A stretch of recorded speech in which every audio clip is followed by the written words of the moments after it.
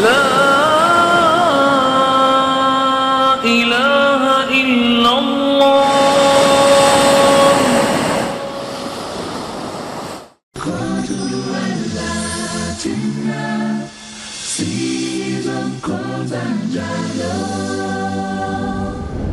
Say Allahu Akbar, Allahu Akbar. God is great. Allahu Akbar, Allahu Akbar. God is great. Assalamu alaikum wa rahmatullahi wa barakatuh. I'd like to welcome you, dear viewers, to another in our series, The Best in Islam, where we're looking at what Islam considers to be the best in our lives, whether it is in the mundane aspects of our lives, which may not seem to be connected to religion, or whether it is from the religious acts themselves or those related to the religion. There is in Islam general guidance for what is in fact best. So that is what we're looking at. What Allah said in the Quran, what Prophet Muhammad, may God's peace and blessing be upon him, said from his Sunnah. This provides for us a platform from which we would understand what's best in our lives. The texts of the Quran and the Sunnah, which speak about what is best, were compiled into a single compilation, which I published back in the 90s. Currently, it is being published in India and in Malaysia, and you can follow all of the hadiths that we speak about here and the verses of the Quran in that text. Anyway, we are moving on now to another theme, and the theme here is that of fasting. What's best with regards to it? First and foremost, it was referred to as the best of deeds. We have a narration from Abu Umama in which he reported that he asked the Messenger of Allah, Ayyul amali afdal? Which deed is best? Faqal, he replied, Alayka bis sawm, fa innahu la idla lah. He replied, fasting, for there is nothing equal to it. Fasting, because there is nothing equal to it. The Prophet, may God's peace and blessing be upon him, here described the best deed as fasting. We've had other narrations in which he described the best deed as being saying that there's no God worthy of worship but Allah. The best deed in some narrations for those who asked was not to get angry. The best deed in other circumstances, he gave other answers. So from it, we understood that the best deed may vary from person to person. There is an ultimate best, which is the declaration of faith, but that, under the general umbrella of the best of deeds, are things which are relevant to different individuals. So one person who had a difficulty in managing his anger, he told him the best deed for you is control your anger. This other person, Abu Umama, one of his companions, asked him, what deed is best? And he told him, fasting, because there's nothing equal to it. Other occasions he told other people. So his wisdom led him to give what was best suited to the person who was asking. But on other occasions, he would speak of the best in general. So in this case, for Abu Umama, he prescribed fasting. He also prescribed fasting for young people who couldn't get married, who had the desire to get married, but they didn't have the means to get married. He said, Fast. After that, fast. Because for them, he went on to explain, it reduces the desires, the physical desires, which may cause people to develop bad habits. In Islam, we're advised to fast. Fasting is a solution for cooling out desires for those who desire to be married, sexual desires, and are unable to fulfill those desires. So, in the case of Abu Umama, Allah knows best whether that was what was behind his circumstance, that the Prophet gave him that advice, or whether it was just general advice anyway. We can take that hadith on its general implication that fasting, there's no equivalent to it. The goals of fasting are fundamentally to achieve God consciousness, because that's what Allah described the fast as producing. لَعَلَّكُمْ تَتَّقُونَ, in order that you may become God conscious. That's the actual phrase that God uses in the Quran to describe purpose of fasting, to develop that God consciousness. Of course, we all need it. That's not something special to some people and not to others. We all need God consciousness. So, fasting is one of the best ways of developing that God consciousness.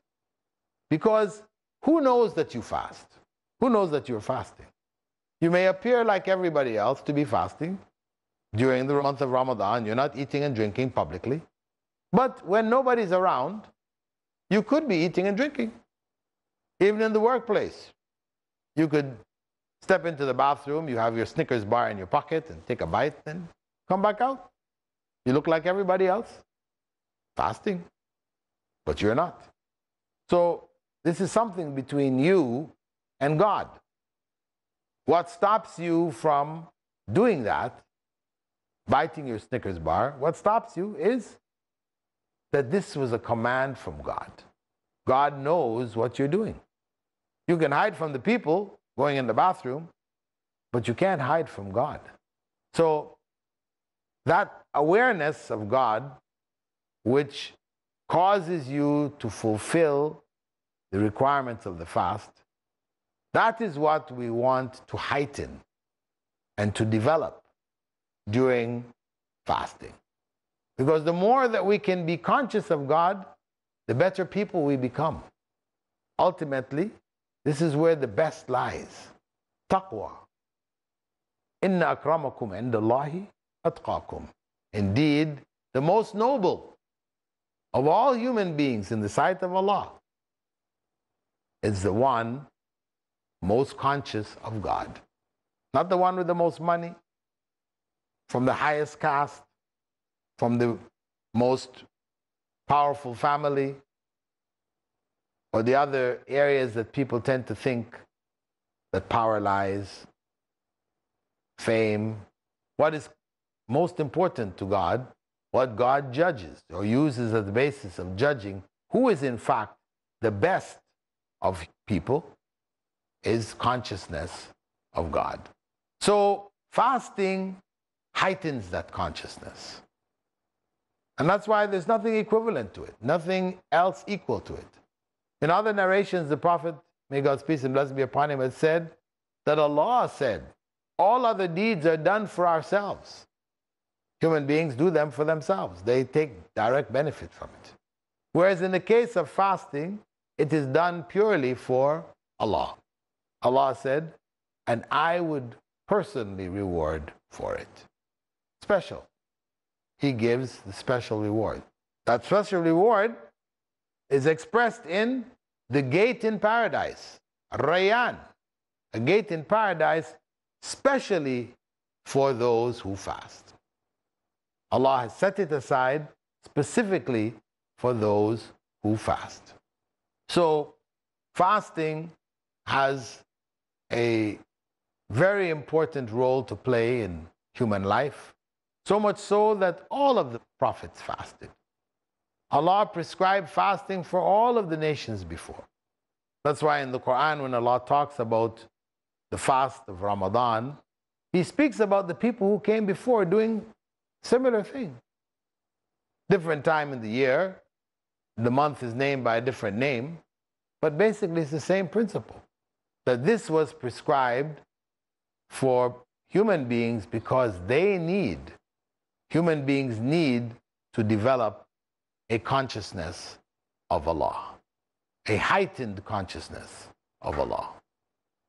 So the Prophet, may God's peace and blessings be upon him, told Abu Umama to stick to fasting. Alayka bis-sawm. Fast. Make it a part of your life. Make it a regular part of your life, because there's nothing equal to it. And that's why the Prophet, may God's peace and blessing be upon him, also recommended fasting on Mondays and Thursdays of every week, so that we don't think of fasting as only being confined to 1 month in the year, the month of Ramadan. It is a month of fasting, truly. We fast the whole month. No other month in the year are we allowed to fast the complete month, Ramadan. However, we are encouraged in every month, every week, to fast Mondays and Thursdays. These are recommended days of fasting. They're good for us. And we should try to keep them, introduce them into our lives. Our whole family fasts together, breaks our fast together. It's a great unifier, and it's a great purifier. In coming episodes, we will look in more depth in fasting. But for now, we're going to take a break and come back to look further into the greatness, the best qualities of fasting. I'll see you after the break. Assalamu alaikum wa rahmatullahi wa barakatuh. Islamic Online University presents you with the golden opportunity to study the various branches of Islamic studies from the comforts of your home. Now, you get to study at your own time schedule and at a pace that suits you best.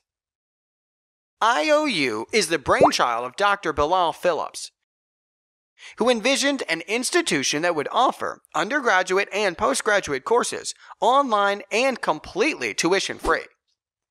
Choose from the widest range of programs that you can ever imagine.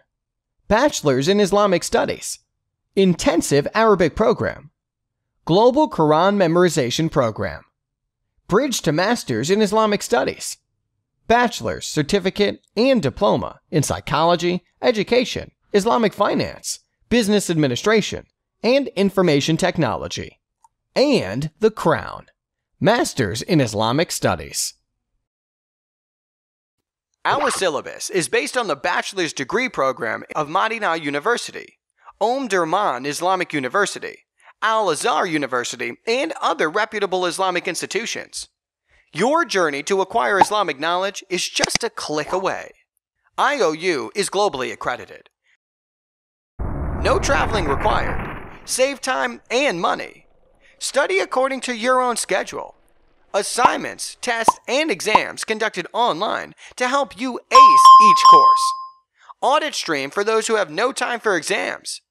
Textbooks and Islamic resources are completely free. Study under the guidance of highly qualified scholars. Enlighten yourself with the power of knowledge.